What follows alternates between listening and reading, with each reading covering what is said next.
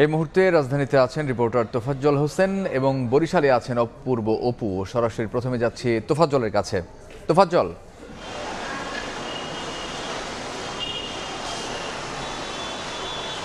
রাজধানীতে তেলের পাম্পগুলোতে দীর্ঘক্ষণ দাঁড়িয়ে ঘন্টার পর ঘন্টা সময় ব্যয় করে চালকরা তারা তেল নিচ্ছেন এবং এই তেল নিতে গিয়ে তারা যখন চাহিদা মাফিক তেল পাচ্ছেন না, তখন তারা এই তেল নেওয়ার জন্য বিক্রেতাদের সঙ্গে বাকবিতণ্ডার মধ্যে জড়াচ্ছেন। কারণ তারা বলছেন যে তাদের চাহিদা মাফিক তেল দেওয়ার জন্য, কিন্তু সরকারি যে বিধিনিষেধ আছে সেই বিধিনিষেধ অনুযায়ী, সরকারের সিদ্ধান্ত অনুযায়ী প্রতিটি মোটরসাইকেলের একদিনে সর্বোচ্চ 2 লিটার অকটেন বা পেট্রোল, কার 10 লিটার, এসিডি বা জিপ মাইক্রোবাস প্রতিদিন 20 থেকে 25 লিটার, পিকআপ ও লোকাল বাস 70 থেকে 80 লিটার ডিজেল, দূরপাল্লার বাস, ট্রাক, কাভার্ড ভ্যানের ক্ষেত্রে 200 থেকে 220 লিটার ডিজেল দেওয়ার যে বিধান করা হয়েছে সেই বিধানটি পেট্রোল পাম্পগুলো মেনে চলছে। কিন্তু চালকরা দেখা যায় কখনো কখনো এই বিধান মানতে চান না। তারা চান যে তাদের চাহিদা মাফিক তেল নিতে, কিন্তু অনেক সময় দেখা যায় যে দূরপাল্লার যে গাড়িগুলো, অনেক সময় যে ব্যক্তিগত গাড়ি আছে, কার আছে, তারা অনেক সময় ঢাকা থেকে ঢাকার বাইরে যেতে চান, সেক্ষেত্রে তাদের একটু বেশি প্রয়োজন হয়।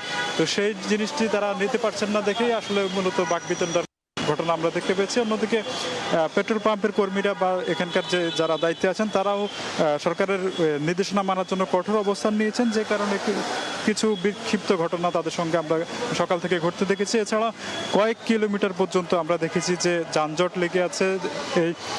এই কারণে তো যানজট লেগে আছে এবং এই যে যানজটের কারণে আসলে বিশৃঙ্খলা সৃষ্টি হচ্ছে। আমরা এখন সরাসরি চলে যাব বরিশালে আমাদের সহকর্মী অপূর্ব আলাদিনের কাছে। জ্বালানি তেলের সংকট তীব্র হচ্ছে বরিশালেও। শহরের বিভিন্ন তেলের পাম্প এই মুহূর্তে তারা বন্ধ করে দিয়েছে, বিভিন্ন পাম্পই। আমি শহরের সকাল থেকে বিভিন্ন পাম্পে ঘুরে এসেছি। এই মুহূর্তে রয়েছে শহরের কলেজ রোড এলাকায়। এখানে দুটি পাম্প পাশাপাশি, একটি পাম্পে এরই মধ্যে দেখুন অকটেন নেই, পেট্রোল নেই, সেই না থাকার বার্তা জানিয়ে তারা ছোট ছোট এখানে কাগজ টাঙিয়ে দিয়েছে। এখানকার পাম্প মালিক তারা জানিয়েছেন যে গতকালকে রাত 12টা পর্যন্ত তারা তেল সরবরাহ করতে পেরেছে, তারপর গতকাল রাত 12টার পর থেকে তারা বন্ধ করে দিয়েছে। কবে নাগাদ তারা তেল এখানে দিতে পারবে সেটি তারা বলতে পারছেন না বলে জানিয়েছেন। এর পাশে আরও একটি পাম্প রয়েছে, সেই পাম্পে কিন্তু আমরা দেখছি যে তীব্র ভিড়, লাইন রয়েছে, মানুষের উপস্থিতি রয়েছে, তবে সেখানে এই মুহূর্তে পাম্প সরবরাহ কার্যক্রম বন্ধ রয়েছে।